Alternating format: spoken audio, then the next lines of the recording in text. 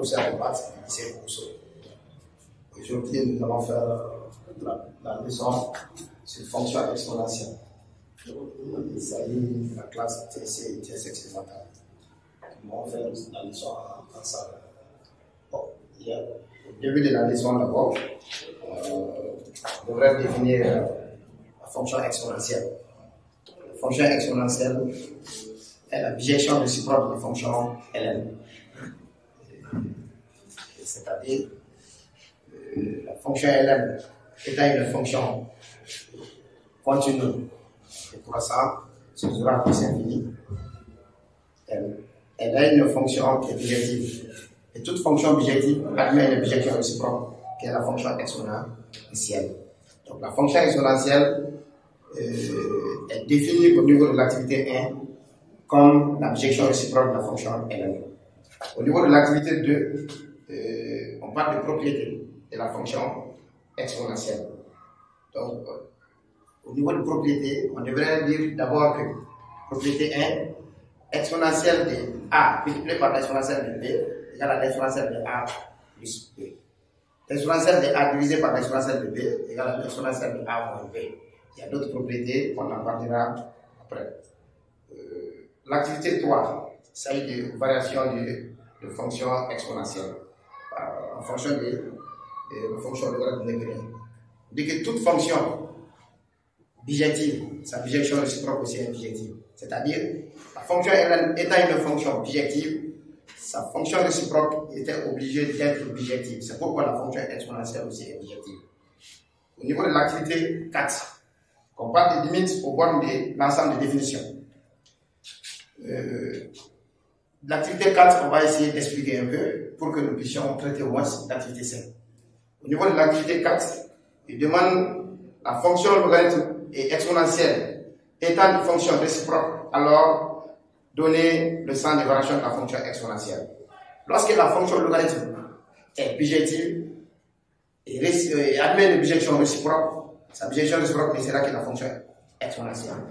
Donc, la fonction exponentielle aussi sera forcément bijective. Toute fonction bijective, sa bijection réciproque est bijective. En ce moment, nous avons écrit au niveau du tableau l'étude de la fonction g de x égale à exponentielle de x, qui correspond à l'activité 5, dont nous allons traiter ensemble. Consigne, étudier la fonction exponentielle ne peut rien. Solution, nous allons dire soit g de x égale à exponentielle de x, d de g, c'est crochet ouvert moins infini à plus infini. Donc, on dérive la fonction exponentielle en ce moment. G' de x égale à, vous dérivez le x qui est 1. Normalement, c'est 1 fois exponentielle de x. Donc, il devient exponentielle de x. On dira à ce moment, G' de x égale à exponentielle de x,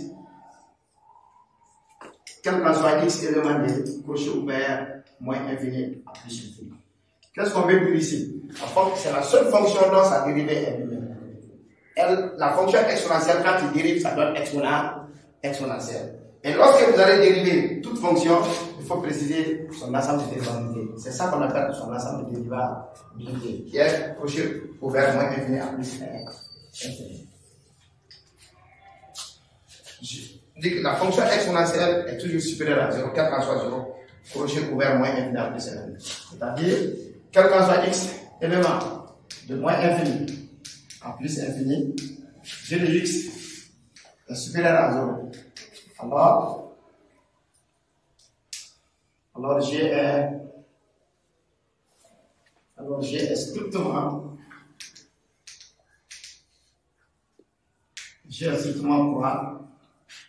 croissante. Donc g est strictement croissante. Donc ça c'est au niveau des sens de variation. Lorsque g est strictement croissant, nous pouvons donner son tableau de variation. Donc ça c'est au niveau des sens de variation. Lorsque on dit que g de x, g' de x égale à exponentielle de x, exponentielle étant une fonction qui est strictement positive, donc le sens de variation devient strictement croissante. Bon, par rapport au niveau du tableau de variation, vous avez x, g' de x et g de x.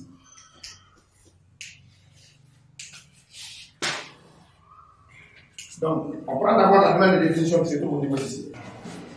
Pour remplir le tableau de variation de la fonction exponentielle, on fera d'abord la nouvelle définition de la fonction exponentielle.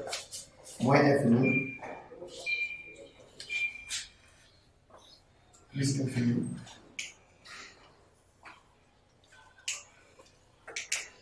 En fonction, on vient de dire que G' est supérieur à 0. Donc, si G' est supérieur à 0, on met plus dans le tableau. Donc, G va être croissant. Ça veut dire que nous avons dit en haut que alors G est strictement croissant. Et c'est cette chance de variation qui est au niveau d'en bas. Donc, on calcule maintenant la limite quand x tend vers moins infini et la limite quand x tend vers plus infini. Limite de G de x quand x tend vers moins infini. Et quand la limite quand x tend vers moins infini de l'exponentielle de x qui donne 0 d'après propriété 2. On dit que la limite de l'exponentielle de quand x tend vers moins infini égale à 0. Donc, on va calculer maintenant la limite de G de x quand x tend vers plus infini. Égale la limite de exponentielle de x quand x tend vers plus infini. Et alors, limite de l'exponentielle de x quand x tend vers plus infini, ça donne plus infini. Donc, le résultat, quand x tend vers moins infini qui donne 0, on le met au niveau d'ici. Et limite de l'exponentielle de x quand x tend vers plus infini qui donne plus infini, on le met au niveau d'ici. Le tableau est au complet. Après le tableau maintenant, on donne les asymptotes. Non. Limite de G de x quand x tend vers moins infini à donner 0. Ce qui implique que la droite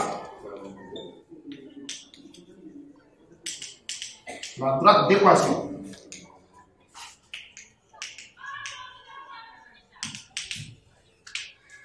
y égale à 0 est asymptote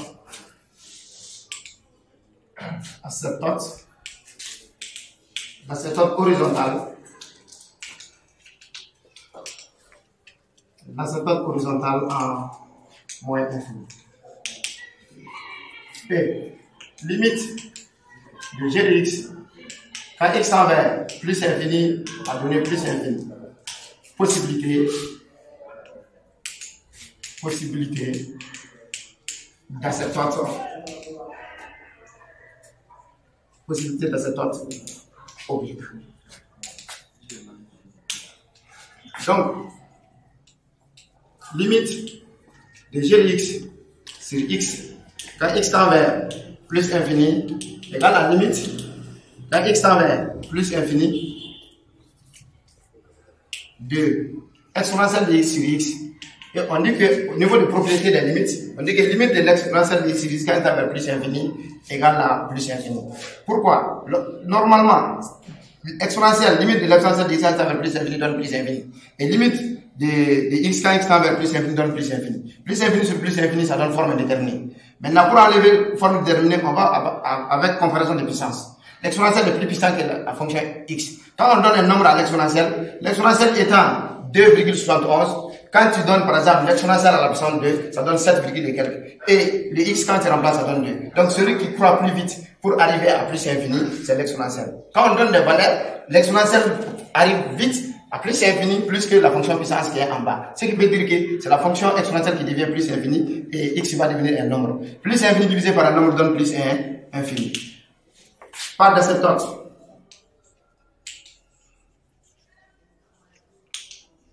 Pas de symptômes obliques, mais branches paraboliques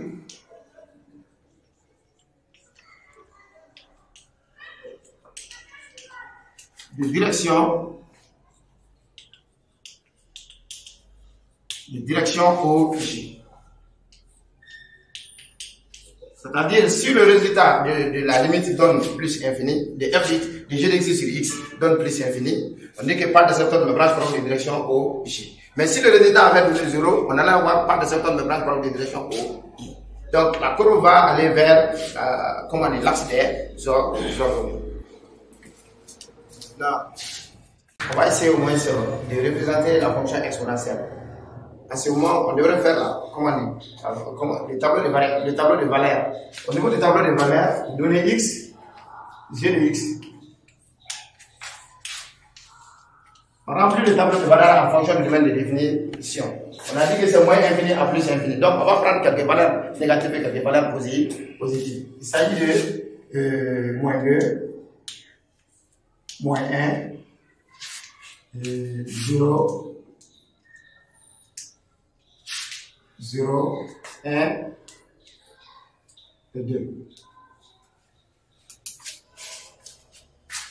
Donc, au niveau du tableau, on doit essayer maintenant de remplir ces tableaux. Maintenant, avec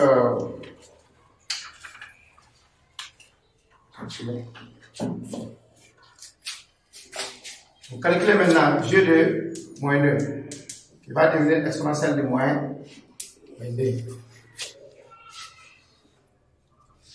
On calcule G de moins 2, qui donne exponentielle de moins 2. G de moins 1, qui donne G de 0, qui est exponentielle de moins 1, exponentielle de 0, G de 1, exponentielle de 1, et G de 2, exponentielle de 2.